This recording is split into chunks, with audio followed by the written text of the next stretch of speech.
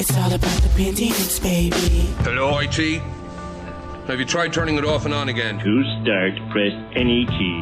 Where's the any key? Excuse me, I believe you have my stapler. Welcome to We Are Technologies User Friendly with host Bill Sickens, Technology Architect. I am Bill Sickens. And I'm Gretchen Winkler. And this is User Friendly. On today's episode of User Friendly, we're going to be talking about trending topics in the news. Our guests today include an expert on Apple who's going to be talking about what just happened at the trade show. In addition to that, we're going to have a specialist in green energy who's going to talk about some exciting new developments in the industry, as well as a thing called bio data centers. We're going to find out all about that and what it is and what it can do for us. So Gretchen, what are our news items, our trending topics today? Well, I've got a list right here. As of September 15th, the FCC has received a total of approximately 3.7 million comments on its notice of proposed rulemaking concerning net neutrality and the open internet. When the count crossed the 1 million mark, it brought down the FCC's website in the process. And on September 16th, the FCC first set of roundtable commentary started. A number of roundtables are scheduled, so the discourse on this issue has just begun. What do you think of that? Well, net neutrality is something that is a very big deal. It's something that certainly, as far as what we do as a show, is very important, and what we do as an industry is very important. This has been a topic that's been going on since the original FCC rules on this were shot down into last year. And as you say, the commentary was opened, and it just the amount of people putting in their input, which is wonderful, has overwhelmed the system. It's been the greatest of any federal agency that's been out there for receiving feedback. I think it's great that people have responded this way. To be involved, and apathy is what would kill the internet. For anybody that is not familiar with the net neutrality issue, what we have here is a circumstance where they want to change the rules. So since the web started, it's been completely open access. It's the first thing in human history, really, that has been. So whether the message is something that you put out or I put out or a big company puts out, we all have equal access, and anybody that wants to see it has the ability to do so. Yeah. The changes that have been proposed would take away some of those rights and create something called internet fast lanes. So in other words, what you have is a situation where if I'm a big corporation, I can actually pay to get my message out faster than everybody else can. So, well, first of all, that can kill innovation. It's already started to create some problem because venture capitalists right now are waiting for the results of the final FCC rules, and they've stopped funding a lot of startups because of it, because they don't know what's going to happen. Second thing that happens with that is you have a number of cities where you might have 2, maybe 3 high-speed internet service providers. Usually it's the cable company and the phone company. If you're in a bigger city, you might have some wireless and some other things like that. But the bottom line of it is if I'm I won't pick on anybody in particular, but let's say the name of my company is Veracast. And I'm supplying you with the high-speed access, and I don't like the message that's being sent through, or I want to charge more money to a provider like, say, Netflix. Now I can do that, and if they don't pay up, you don't get to see the content, at least not in the way that you do now. Yeah. We'll see what happens. Okay, here's our next article. It seems that the new iPhones are a big hit with the bloggers. Apple has 2 new iPhones debuting. The iPhone 6 is the heir apparent to the flagship line of Apple smartphones, since it comes in at the same price point as the iPhone 5s. But Apple has done something new this year by introducing premium-priced iPhone 6 Plus. While the iPhone has this 4.7-inch screen, the smaller one, and the critics feel that this will be the one that will be the popular one, but they're offering that extra large one as well. Well, there's been a lot of rumors all summer surfacing about Apple, and later today on our show we're going to actually have a guest on that's going to go into a lot more detail on this. But you're absolutely right. 2 models. It is interesting to see Apple kind of jump onto what would be termed the phablet in a way. I don't know if it's actually that big, but it's getting into that range where it's a combination of those 2 functions. And the other thing is the idea of premium pricing. And we're going to find out what some of the new features are, what we're looking at with the new operating system, and the other new product that was debuted is the Apple Watch. We're not supposed to use the term iWatch, Apple Watch, and what that can do. Okay. Oh, hey, here's another one. Always like stuff about NASA. NASA has announced a deal with SpaceX and Boeing to build space taxi to shuttle astronauts to the International Space Station. This deal will end NASA's reliance on expensive Russian crew transport by 2017. The cost is a whopping $71 million per seat. However, the rising tensions in the Ukraine may be a factor, in getting this to happen. It's still not clear which companies is going to command the first missions to carry humans into low Earth orbit on a spacecraft. But according to NASA, the vehicles chosen will either be Boeing's CST-100 or SpaceX's Dragon. The total potential contract value is $4.2 billion for Boeing and $2.6 billion for SpaceX. NASA also considered a bid from privately owned Sierra Nevada Corp, but went with Boeing and SpaceX instead. It should be noted that Boeing and SpaceX have won most of NASA's development funds. So the space taxi. Now, couldn't we buy a ticket for Galactic Air on Pan Am years ago? Yes, or something like that, yeah.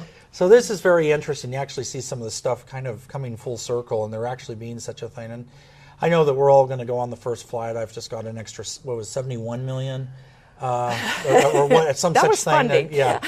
Laying around for these tickets. No, but the bottom line of it is first of all, with the changes in the space program, it's good to see us being able to do our own thing again. And I know this has been an enormous issue and something that's been a lot of concern, because you have a situation where we have the space station and space exploration, and we can't get there from here right now. Yeah. So it's good to see this going. Boeing, we've worked with in the past on some of our own other projects. Either company I think is going to be great. I love the name Dragon. So it'll be good to see this. 2017 is only 3 years away. Yeah. So it's coming right up. All right. And here's kind of a fun little article. Google Maps released the new Maps gallery to the public today. Previously, individuals and organizations could publicly share their custom maps, but they were pretty difficult to find. This update gives anyone the ability to create maps and share them with the world. People have already started creating and sharing everything from Harry Potter chapters in the US to their favorite Burning Man camp. And I thought the other day I heard you mention to somebody that there were maps of the moon. Yeah, it's actually, there's a lot. There's a product called Google Earth, which is free for download. And that started out with the satellite views, which in its day was really cool. And in its day, this was, 4 years ago maybe. But this product comes out, and they start adding and adding onto it. The Street View was a new feature. And what you're talking about with the Sky View and Moon, there's a number of features in there now where you can actually look up, you can see the constellations, you can see features on the moon in much the same way as Google Earth was presented. So these are all very interesting things, because these products work in to an environment that works in our smartphones. The Google Apps being what powers or Google Maps rather, being what powers the map functions on all Android phones. And later in the show today, we also have a guest who's an Android phone developer that I know has been working on an application that uses Google Maps quite extensively. And oh, great. So these type of things, it's, again, a situation where every time they do an upgrade that's more, it's not just that one product, it's something that affects a lot of things across the board. Yeah. Okay, and here's something for the people who love games. Microsoft has bought a company named Mojang, a Swedish firm behind the popular video game Minecraft. The title, which has sold over 54 million copies, allows players to build structures with retro Lego-style blocks, as well as explore a large map and battle others. The deal was announced by Xbox chief Phil Spencer. Mojang, whose 3 founders will leave the company, assured fans that everything is going to be okay. Some analysts have speculated the deal is designed to attract more users to Microsoft's Windows Phone devices. The acquisition comes a year after Microsoft bought the handset devices division of a Finnish mobile firm called Nokia. Minecraft is one of the top-selling apps on both Apple's iOS Store and Android's Google Play. and has recently been released for the Xbox One and PlayStation 4. So Minecraft's a big deal. Very popular game, and something you see all over the place. And like you say, it's on every major platform out there. And Microsoft buying this might actually be a good thing for them. Microsoft's been having a very tough time getting into the mobile market. Right now, the market share, Android and Apple collectively are above 97%, which means everything else that's out there, including Microsoft, is less than 3%. And that being the case, if they want to get their products into the market, it is going to take adding and doing some things that people are already familiar with. And we all know that the launch of Windows 8 and the subsequent use of the operating system has not gone terribly smoothly. I know that you're a huge fan of Windows 8, but just on that, it is a little bit of an inside joke, but we just finally had to make the jump of upgrading Gretchen's laptop and switched over to Windows 8, and it has been an experience to say the least. And with that, seeing some applications like Minecraft, I think makes actually a lot of sense for them. Okay. Well, let's hope that works out for them. Okay, here's kind of a fun article. We often describe songs using terms like warm and dreamy, but do these words mean anything to a computer? Now, software presented at the British Science Festival aims to give music producers the power to manipulate sounds more intuitively. By training computers to understand the vocabulary of sound, researchers could make life easier for amateur musicians. The technology allows computers to respond intelligently to the music being made. Music is essentially an arrangement of sounds of variable pitch, rhythm, and texture. We all put all of these different complicated things together in a higher level of representation, explains Dr. Ryan Stables, lecturer in audio engineering and acoustics at Birmingham City University. Dr. Stables and his team at the Digital Media Technology Lab are trying to bridge the musical gap between humans and computers. And this is kind of an unusual, interesting, fun little project. What do you think of that? You know, it's interesting. In the early 90s, when they were making Star Trek The Next Generation, in one of the shows they had this device that was a roll-up piano. Oh, yes. And it was like a big deal. Oh, boy, that's very futuristic. And now it's practically something you can buy at the dollar store. I remember a few years back, I was given a portable keyboard. It was much of the same design. And to see this coming into applications now, something I'm personally, my ability to relate to that is somewhat limited. I don't have a musical note in my body, although I do enjoy listening to music. But I could see where something like this could be very, very beneficial to... Right now you have to go through an incredibly difficult process for production, and to take that and make it a step that anybody can have access to. This is something the internet has achieved, technology has achieved, so seeing it going that direction with music, I'm actually kind of surprised it's taken this long. Yeah, I can see that. Music's so, it means so much to us in our lives. Okay, our next one is a little more action-packed. A new flexible robotic suit funded by the U.S. military's Defense Advanced Research Projects Agency could enable soldiers to walk longer distance with less fatigue and also improve mobility for disabled civilians. Called the Soft Exosuit, the biologically inspired device is made of flexible textiles woven together into a piece of smart clothing that is pulled on like a pair of pants and intended to be worn under a soldier's gear. The suit mimics the action of the wearer's leg muscles and tendons when walking and provides small but carefully timed assistance at the joints of the leg without restricting the wearer's movement. The Soft Exosuit is being developed by Harvard's Weiss Institute for Biologically Inspired Engineering through a U.S. $2.9 million contract awarded by DARPA last week as part of its Warrior Web program. So this sounds like high sci-fi, you know. So I finally get my Iron Man suit? Maybe. But this one's worn under your clothes. So it does sound like this will enhance it. You know, quality of life is important. And when you have something that can assist people with disabilities, I think that's great. I also see this coming in the next few years. Again, we've been talking a lot about this today, but the idea of what we've seen in sci-fi becoming a reality is absolutely amazing. Yeah.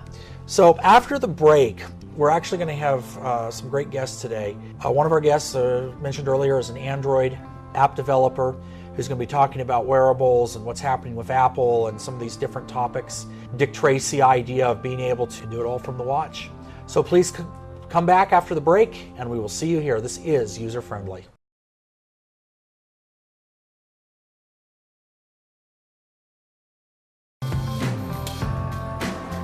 Welcome back to User Friendly. Alternative energy is a really big deal. It's something we're seeing a lot of difference in direction coming up. We are modifying our electrical grids. We've been talking and seeing in the news lately electric cars and a number of other things. And our guest for today is Steve Munson, who is an expert in the field. Welcome to the show, Steve. Thank you. I'm glad to be here. Can you tell us a little bit about your background? I'd be happy to. My background includes energy innovations here in the state of Nevada.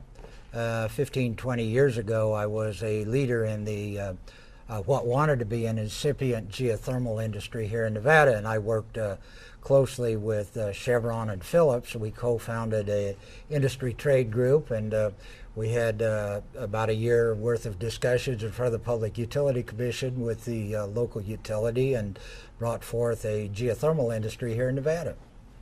That it sounds like. So you've seen this kind of from the birth on through. Well, I have. I've been through at least two major waves of green power innovation in the United States, and we are literally right now, this week, on the edge of an emerging third wave in clean tech energy and power in the far west. It's going on right now. Can you talk a little bit about that and tell us what that means? Yeah, we have a kind of a buzz phrase in our company group, and we say third wave, best wave.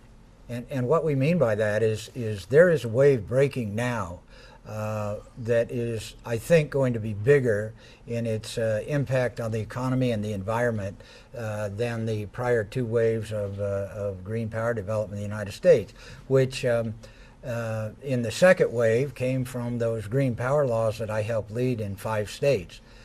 Billions of dollars of infrastructure, tens of thousands of new well-paying jobs, and major impact in terms of the carbon offset by green power. Right. But this next wave, I think, is going to be even bigger. This is taking place literally at the convergence of power tech. It's something that hasn't happened before. This book, Convergence Culture, by an MIT professor of media, talks about what happens when these powerful technologies collide. But in our company, we see some things going on that are more or less supporting one another, causing additional growth in both sectors. One of these is to use biomass and geothermal baseload power to run data centers. And this is important because data centers are the fastest growing sector in the entire power industry and one of the biggest real estate sectors. And this convergence is going on now. And here we are in Reno. Yep. You can hardly cut the air with a butter knife, yep. let alone breathe it, because of the raging wildfires in the Sierras. And in fact, our convergence program in California and Oregon is to develop these 5 biomass power plant locations and to thin the forest. Right. Each one of these 50-mile circles has a couple of million acres of forest in it and hundreds of thousands of acres of overgrown rangeland. So we want to thin those forests and reduce forest fires, reduce smoke, reduce particulates, reduce carbon load, and this could have a very beneficial effect on the health of the forest, on the tourist industry in Reno and elsewhere, and we could be thinning 500,000 acres a year of these forests soon. So it gives you a lot more control over the fire. I know what you mean. It's I think people that are all around, our headquarters are in Nevada. And one of the things that's been happening with this, and it's been in the news lately, is that this summer there's been a lot of fires. And today coming over here, it's almost to the point of difficulty talking and breathing because of how thick the smoke is in the air. So what you're talking about is a solution that not only generates energy, but would also help with some of those type of problems. And Steve, one of the things you brought up is the whole concept of data centers in general. Now, I know for many, many years that's something that I've worked with, and it's something that takes probably hands down in a commercial industry. If it's not the lead, it certainly is one of the highest consumption areas of electricity. Oh, definitely. And I know they've tried to use alternative energy, wind energy and stuff, but it's offsets, it can't completely run it. And it seems like what you're doing is something completely different, that it could be substantial, something that would substantially change that. If you can tell us a little bit about how that would work. Yeah, I'd be happy to, and it's particularly of interest now, literally this week, because of the blackouts, the power blackouts in Los Angeles. First time in many years.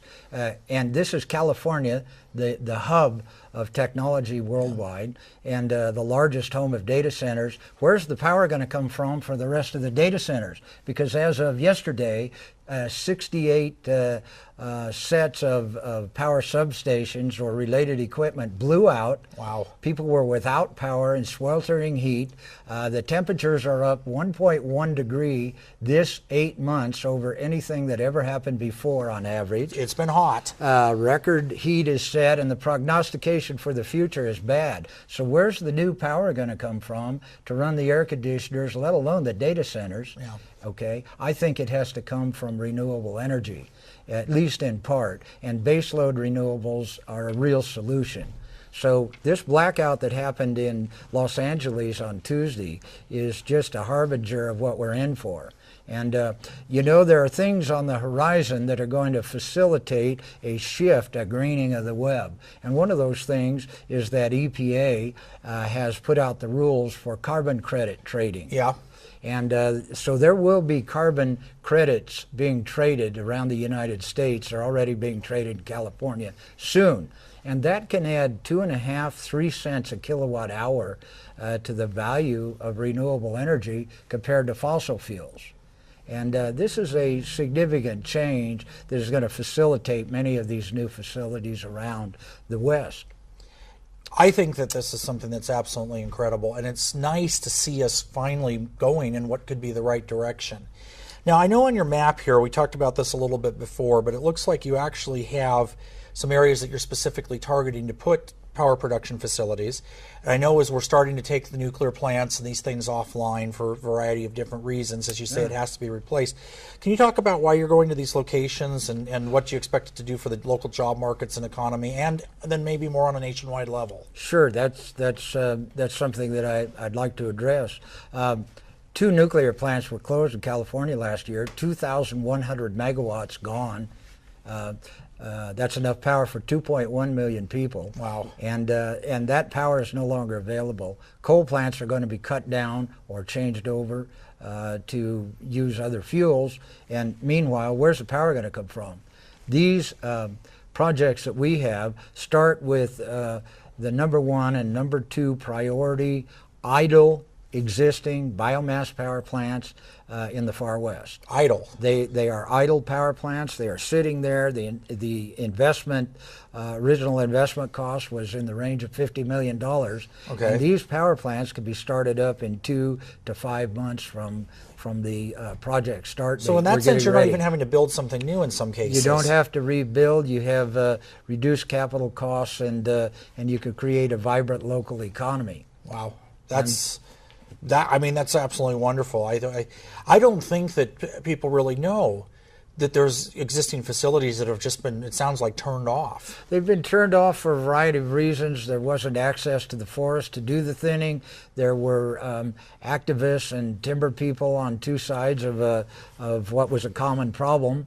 Both sides favored healthy forests and had different views of what a healthy forest might look like. Right. So, those people are saying now, what's going to be our legacy? We live in these areas. These are millions of people gathered around within those 50-mile fuel circles, and they're saying to one another now, we need to thin these forests. Yeah. It's obvious. And so we are saying, well, our company won't take trees over 22 inches breast height for thinning or to make small log lumber products out of. And most of the activists are on board with that idea. And I think it's going to end up with each one of these projects employing 30 people, 40 people in a small log sawmill per shift. 70 to 150 people thinning the forest, and 20 people running these biomass power plants. 200, 300 people in a small community has a multiplier effect that would put them back at the level they were when they had a thriving timber industry in the old days, years ago. And these are busted timber towns. It's pretty depressing to see what they're going through. So you're looking at something that will really be something that could promote the local economy. That is correct, and we will be running these data centers with base load, 95%, 97% available base load clean biomass power. And that's a great solution. You know, I think that looking at something like this, and we're looking at kind of a local level here, I know before we started today you were mentioning that Nevada and California don't talk to each other on the grid very well. You're also talking about the idea of sharing carbon credits, but if you don't produce the electricity, you can share whatever you want. That you have no way to get it from point A to point B. It seems like, well, that's great. It wouldn't do a lot of good. Are you looking at pairing the data centers with where the generation facilities are? Yes, I guess that wasn't clear. The data centers will be co-located on the old sawmill and biomass power plant site. Oh, so you're actually doing them in the same setup? We're doing them at the same location. They're co-sited. They don't violate monopolistic laws, so that you could sell the power to a companion data center directly. Right. And you're actually running the data center on green baseload power, instead of maybe like one of the companies is talking about their solar data center, right, and they're sitting on a coal plant. They buy the coal power and then they sell a little bit of solar. And it's a different game. Well, it seems like a completely different thing because you're not really using alternative energy outside of being able to just say that there's a little piece of it here. That's what it occurred to us. Yes. So we're looking at being able to plug in and entirely run on green energy. That is just incredible. In fact, this Loyalton project where we're based, we have our field offices there. This is a power plant that could provide enough power for 24,000 people. And during a particularly tough winter, the power lines were down, and that data center ran the entire Feather River Valley, ran power as a microgrid, providing power to over 20,000 people for a week or 10 days. And it seems like this would be a way to address natural disasters. We just recently had the earthquake in Napa Valley, and these type of things. Fortunately, that wasn't real bad as far as some of them go. But you can disconnect and cut off, and you have these little communities that would, not be serviceable for a very long time. That's true. And when it's weather related, it's either fires in the summer that burn out the transmission or substations, as has happened in the past couple of weeks, or you've got longer term conditions in the winter. This is the Sierra Nevada range we're talking about. Now, do you see this going eventually to a national level? I do. I think that there will be 25 megawatt, that's enough power for 25,000 Americans. I see this growing into a business of perhaps 500 megawatts, maybe even a nuclear plant, 1,000 megawatts worth of these biomass plants, a lot of them with data centers co-sited on the old sawmill site around the country. So this kind of power production, coal produces a lot of pollutants, as we know, nuclear. Being from Nevada, there's been a lot of controversy over what do you do with the nuclear waste. They're going to put it in Yucca Mountain, I believe it was, and then there was something, and it was going to be moved somewhere else. Is there any kind of problem like that, or is it just completely, there it is? This is a carbon neutral technology because the long-term effect on the forest is to make a healthy forest, which then takes more carbon, CO2, out of the atmosphere. Yeah, there are a whole range of studies that show it's a carbon neutral program. We think it may even be carbon negative because there are some things going on with the ash that comes out of these plants, and that ash is actually in California being used as a state-approved supplement to get additional growth in crops, hay land, in other areas. So in that sense, it potentially is even carbon negative. It's certainly close to carbon neutral.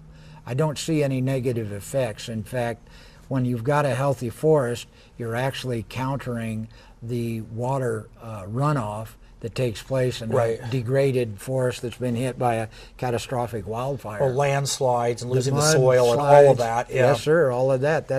That's water running across the land, but it's lost. Yeah. Plus, on top of it, it takes a whole lot longer to produce coal than it does to grow a tree. Well, we're cutting 500 million years, 50 billion years out of the production Just cycle. a little bit of a difference. Now, on an international level, I understand you're involved with something in Iceland.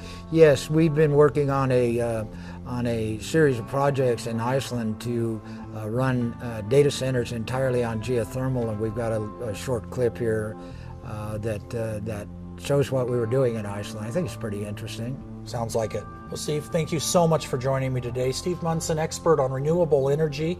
We'll be back after the break.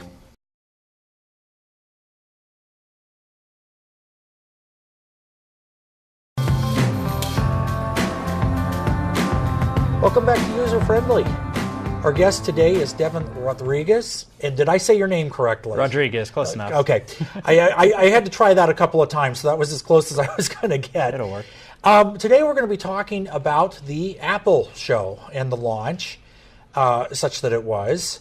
But before we get started on that, can you tell us a little bit about yourself and your background? Yeah, so I'm a mobile app developer. I do websites as well. I've been doing that for about 10 years now. So I have pretty good experience with mobile apps. Yeah. I know you're a genius when it comes to Android. I love Android. I've been using it for years. So, and before we get into Apple and all of that, tell us a little bit about some of the projects you've been working on lately. so I've been working on an app recently for a company out in Atlanta called Designated Driver Alternative. So a little bit of a plug for them here. And we're working on their apps that should be launching here in the near future. The whole goal of the project is when you're out with your friends at a bar and you decide you don't want to have to drive yourself home, you can call them up or request a ride through the app. They'll come get your car and drive you and your friends home. That sounds like a great service and a great app. Yeah. So Apple just launched their wearables. Yep. And I believe a new version of iPhone. And the first thing I wanted to ask you about is in watching the show, it sounds like that didn't necessarily go so well. Yeah, so for those of us who weren't lucky enough to actually get to go to their event, we had to watch the live stream, which had some major issues. For most of it went back and forth between being watchable to cutting to a different stream to having other audio in there. It went all over the place. I kept dropping in and out of the stream. Most of it I ended up having to follow on a couple of other sites who were actually there and who hosted their own streams. Oh, that's amazing. I know that it seems like when some of these demos happen, you always have the weirdest thing happen, like Bill Gates with Windows blue screen that one time, I know. But it does seem, were they able to get it fixed at least? By the end of the show, I still wasn't able to do it, but I kind of gave up about an hour in, and I checked every now and then, and it still wasn't quite working. I bet somebody got talked to about that. I'm sure somebody probably had some words. So, well, let's talk a little bit about the new products, because I know with Apple that seems to work a lot better than the Stream did. Yeah. And I know there's a new version of iPhone coming out. So what's the skinny on that? So there's two new versions of the iPhone that are coming out, the iPhone 6 and the iPhone 6 Plus. They both have bigger screens this time. So you've got the iPhone 6, which has a 4.7-inch screen. Okay. So nice step up from what they used to have. And then you've got the iPhone 6 Plus, which has a 5.5-inch screen. Okay. So we've got two new iPhones coming out. They're coming out on September 19th. We've got the iPhone 6 and the iPhone 6 Plus. The iPhone 6 has a bigger screen to begin with at 4.7 inches, and the iPhone 6 Plus has an even larger screen at 5.5. They've also bumped up the resolution of the screens. They're calling them Retina HD now. Oh, wow. So what the iPhone 6 has, in reference to what you would think with televisions or other phones, has a 720p display, and the iPhone 6 Plus has a 1080p display. So it is true high definition then. Yeah, so you really get into the actual high definition era this time.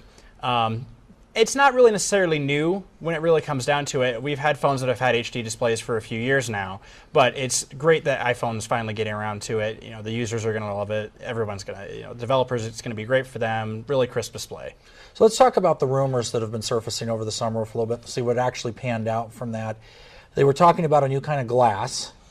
They were talking about sapphire glass. Sapphire glass, yeah. I don't know if that ended up in the phones. What I saw that being used in was their new iWatch. Oh, okay. Sorry, the Apple Watch, not the iWatch. The Apple Watch, yes, I know. Yeah. That's been actually a big deal too. That it isn't really called the iWatch. It was very surprising. All the rumors were calling it the iWatch leading up to it, and then when we were there, it was just the Apple Watch.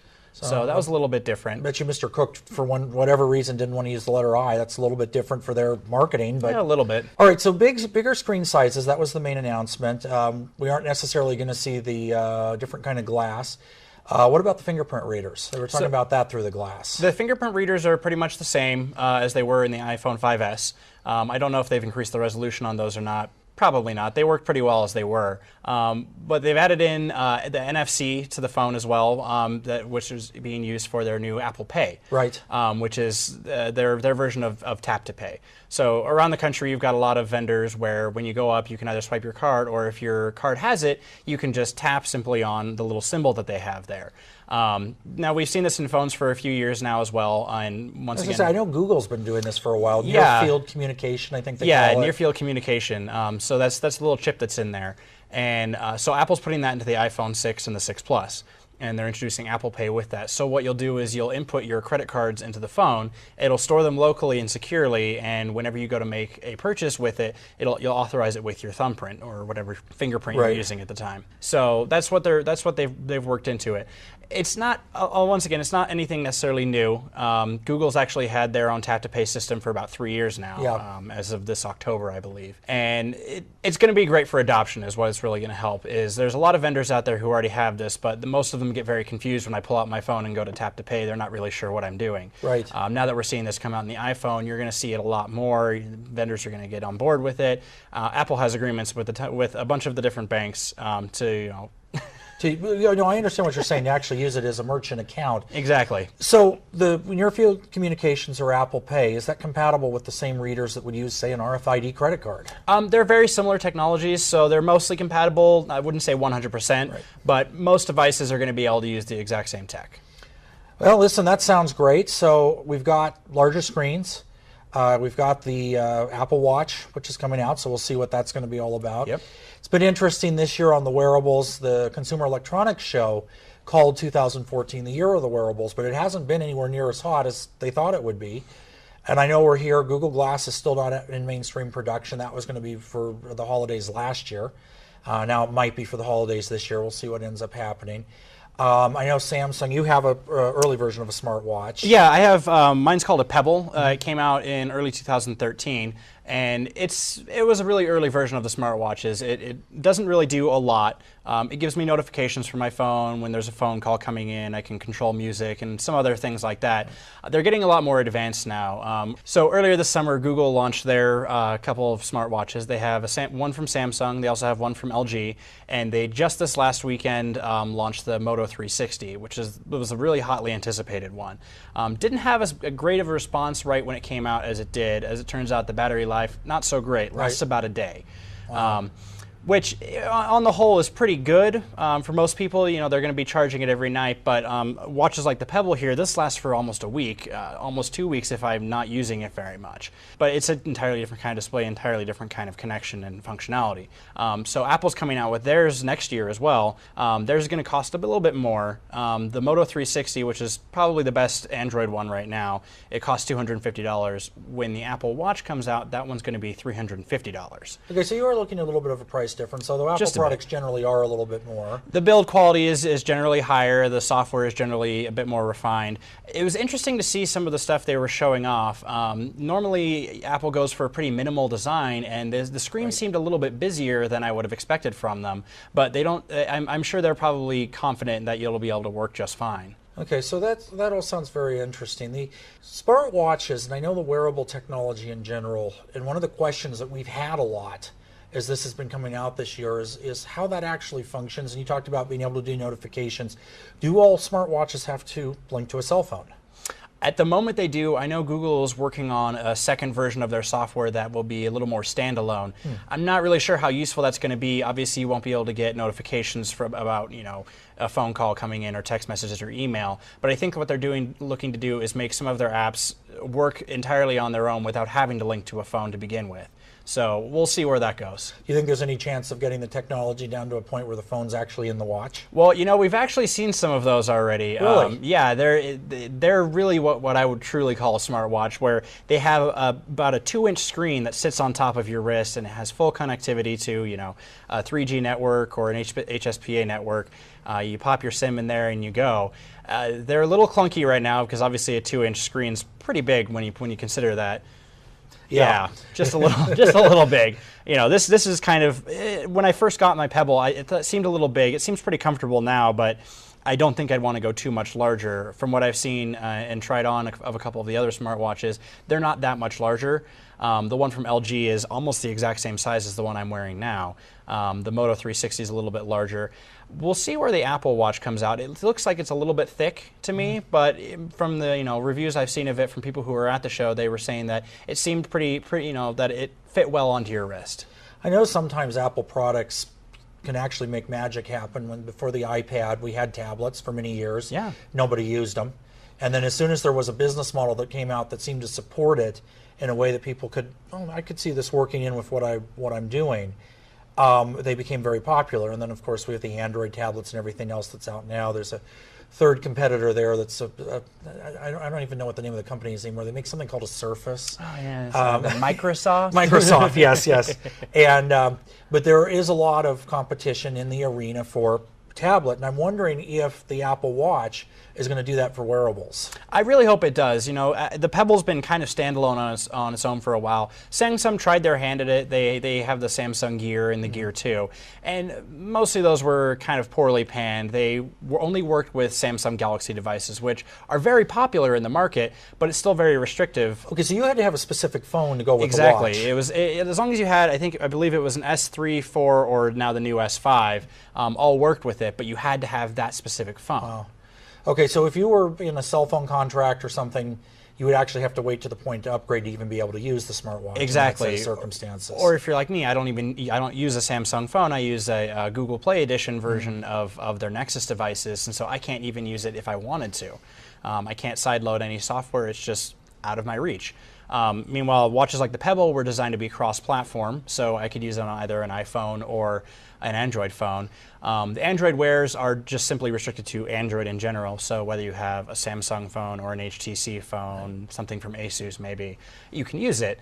And then, of course, you're going to have the Apple Watch, which is only going to be usable with iPhones. From what I've seen, it'll be capable of connecting it with anything that can run iOS 8, which is all the way back to the iPhone 4S. Okay. So you have a wide variety of Apple products. Yeah, you still have a pretty good choice. I think your Apple users will probably really like this. So yeah. That sounds great. Well, listen, thank you so much for being with us today. No problem. This is all very interesting, and I look forward to our next talk, which I'm sure will be very soon down the road, and see where we're at with technology at that point. Thanks. Thank you for joining us this week for User Friendly. User Friendly is your technology show, and we would very much like you to continue sending us your emails, tweets, Facebook notifications. Send your questions on down. We'll use them live on set. To get a hold of them, emails, wearetechnology.com. All spelled out. Go to the website. You will see a large blue Ask a Question button on the right-hand side of the screen. Click on that and follow the instructions. You can tweet us at @OneUserFriendly. Twitter, we'll take your comments there, answer them again live here on the set. And of course, follow us on Facebook at User Friendly. See what's coming up, what's going on, what happens behind the scenes. I'll tell you, it's hilarious. We look forward to your questions. Again, thank you for joining us for User Friendly, and we'll see you next week.